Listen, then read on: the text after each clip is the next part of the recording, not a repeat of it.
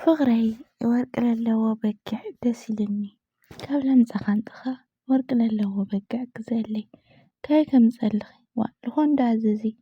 ኖኖ ከይድኻ ጠይቕኻ ካለምፀኻ ኣምፅኻ ተምፀለይ ደስ ይብለኒ እዩ ግዴታ ተምፀለይ ተዘይኾይኑ ሎሚ ዝኣለይ ሰብኣይ የለሽ እውይ ሰላም ናይ ቻናለይ ተኸታተልቲ ከመይ ኢኹም ደህና ዲኹም ኣነ ሰላም ኣምላኽ ይመስገን በበናኹም ሰላምኩም ብዝሕ ትርፍ ይበለለይ እምበር ኸስ ንቻናለይ ሓደስቲ ዝኾንኩም ላይክ ሰብስክራይብ ብምግባር ቤተሰብ ይኹኑ ቤተሰብ ድማ ብሉሙን ላይክን ሓናፅሬትኩም ኣብ ኮሜንት ብምቕማጥ ምብርታዕኹም ይፈለየኒ ስለትገብሩለይ ምብርታዕ ድማ ካብ ልቢ ይቐኒለይ ክብረት ይሃለይ እናበልኩ ሎማዓንቲ ድማ ኣንቲ ብሉሙድ ሌልና ኣሌክስ ሕዘመ ዘየነኹ ማለት እዩ ቤተሰብ እና ሎማዓንቲ ፍልይ ዘብሎ ነገር ናይ ሊሊ ሓንቃ ፍልይ ዘብሎ ነገር ኩሉ መዓልቲ ፍልይ ዝበለ ነገር እዩ ማለት እዩ ስታይ በጊዕ ናይ ኣውደ ዓመት በጊዕ ክገዝኡ ተስማዕምዖም ነይሮምና እቲ በጊዕ ወርቂ ለለዎ በጊዕ ግዘአለይ ብዝብል እዩ ማለት እዩ ቤተሰብ ሓደ ግዜ ያው ትገዝእ ተለይ ትገዝእለ ወርቂ ለለዎ በጊዕ ልገዝአለይ ሰብኣይ ክእልሽ እየ ደስ ይብለኒ ተይለ ካላምፅኻ ትገዝአለይ ዋ ሊሊ የኔ ቆንጆ በቀደማይ አንበሳ ቀትልካ ተዚየ ምጻኻለይ ሎሞ ደሞ ወርቂ ለለዎ በጊዕ ብሓቂ ግን ወርቂ ለለዎ በጊዕ እቲ ልኾንቲ ምድር ለየለ ነገር እኳ ስቕልካይና ቤተሰብ ሓደ ግዜ በቃ ልኾነ ቪድዮ ክሰርሑ ከለውስ እንደይ በቃ ፕራንክ ምዃኑ እውንሲ ቀሪዶ ባዕሎም ንባዕሎም ሕና እውን ብጣዕሚ ኢና እንትን ንነቕሐሎም ኢና ቤተሰብና ክርብላ በቃ ተምፆ ትገዝአለይ ትብል ተላ ምንም ክምስ ከይበለት ኮስተር ብላ ትናገር ተላ ብጣዕሚ እያ ተምስል ማለት እዩ ግን እሱ ፕራንክ ከም ዝኾነ ያው ግዴታ ነቕሕላይ ማለት እዩ ቤተሰብ እና ፕራንክ ክኾን እዩ ትልኒ እየ ዝፅበይ ኣለኹ ገለ ይብላ ነይሩና ኖ ፕራንክ ኣይኮነን ግን ግዴታ ትእልሸለይ ዋላ ተለይረኸብካ ወርቂ ገዚእኻ ተኣስረሉ ኣነ ከምኡ እዩ ደስ ይብለኒ ኖ ግዴታ ኻ እዩ ትብሎ ነይራ ማለት እዩ ቤተሰብ ምክንያቱም ኮለለ ብኽወይ ክውዕል እያ ኣብላና ኣብ ዕደጋ ወስዳ እውን እርግጠኛ እየ ኮለል ክተብላ እያ ማለት እዩ ቤተሰብ በዚ ኣጋጣሚ ንዩቲዩብ ይኹን ንሓደ ይኹን ትዕግስቲ ለለዎ ወዲ ሃብክን ሄዋናተይ ማለት እዩ ምክንያቱም ብሓቂ እንደዚ ተሓጉሱ ኩሉ ነገር ዋላ ፕራንክ ይኹን ገለታት ኣነ ሃብ ኣሌክስ ትዕግስቲ ለለዎ ሰብ ርእየ ይፈልጥ ማለት እዩ ቤተሰብ ዋላ ፕራንክ ይኹን ሓደ ይኹን ማለት እዩ ልበለት ተየለት ለይናደድ በቃ ትዕግስታ ውይ ትዕግስቲ ከየድና ክኸውይ ሓልፍ እዩ ቤተሰብና ያው ኮለለ ብኽወይ ልዑል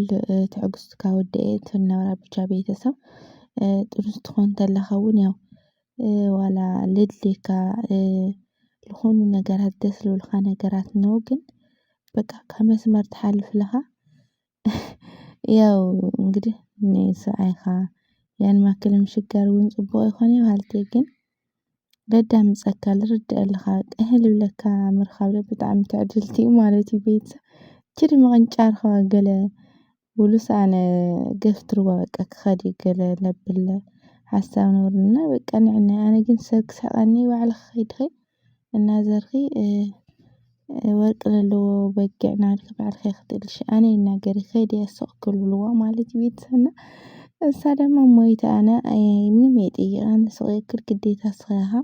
ጠይቕካ ገዚእኻ ተምፀለይ እና ንውላድኻ ኢኻ ንምንታይ ኣነ ከይኾንኩስ እቲ ቆልዓ እኮ እዩ ደስ ዝብልዎ እቲ ቆልዓ እኮ እዩ ኣምፅለይ ትብሎ ነብራና ንምንታይ ዳ ኣቦ ትበሃል ወይ ደሞ ንቃየር ድማ ቀይረኒ ትብሎ ነብራ ማለት እዩ እንታይ ልቕየር እንደይ ትፆታ ትጥንሲ ብቻ እንደይ እና ንምንታይ ደስ ዝበለኒ ነገር ተለየምፅኻለይ ካልእ ኣነ ካልእ በቃ ልእዝዞ ለምፀለይ ሰብኣይ ክእልሽ ትብሎ ተላ እውን ኣብዚ ከደ ምቕንጫር ክብቁስ በለይ ልብል መልሲ ክምልሰላ እዩ ብለክፅ ይፅበ ይነበረና ብቻ እሱ ግን ዋ ደልኺ እንተሃልዩ ደኣኺ ድምፂ ኪዲ ይብላ ነበሩ እናሰሓቐ ማለት እዩና ያው ትዕግስቱ በእውነት ክነግረኩም ኣይኽእልን ናይ ኣሌክስ ትዕግስቲ በስመኣብ ወወልድ ወመንፈስ ቅዱስ እና ይፈፅመሉ ብሓቂ ማለት እዩ ጥንስ ስለልኾነት ገለገለ ከይኮነስ ካብኣ ደሞ ኣሌክስ በቃ መዳመፂ ጎበዝ እዩ ብጣዕሚ ማለት እዩ ቤተሰብና ከየድነቕኽዎ ይሓልፍ እዩ በዚ ኣጋጣሚ በቃ ይገረይ እንተይክብረሲ ለዳምፀካ ልብለካ በቃ ላዘንህዎ ቃላት ልምልሰልኻ እንግዲህ በቃ ክብሪ ሰበይቲ ዝፈልጥ ወዲ ብሓቂ ማለት እዩ ብሓጭሩ ኣድኡ ዝኽበር ወዲ ያው ሰበይቱ እውን መኽበሪ እና እዚ እውን በቃ ይህብሉ ከዳምፃ ከሎ ገለ ረጋዕታ ልባዕሉ ብጣዕሚ እዩ ዝገርም ደስ ዝብል ማለት እዩና ሎማዓንቲ ናይ መጨረሻ ድማ ወርቂ ለለዎ በጊዕ ካብ ኣንበሳ ቀተልኩም ኣምፅልየስ ናብ ወርቂ ለለዎ በጊዕ ማለት እዩ እና ብስሩ ኣምድሪ እንደይ ኣነ ኦልሬዲ ያው ኣብ ካልእ ሃገራት ገለ ዝኾነ ጌጣጌጥ ገለ ዝገብራ ብቻ እንሪኦ ኣሎ ያኒ ቅንብር ድዩ ዋላ ኖርማል ድዩ ኣይፈልጥን ብቻ ከምኡ ዓይነት ኣብ መሰልሰላት ንርእየን ኣብ ድራማ ምናምን ብጣዕሚ ኣነ ኣብ ኖርማል ሂወት ወርቂ ለለዎ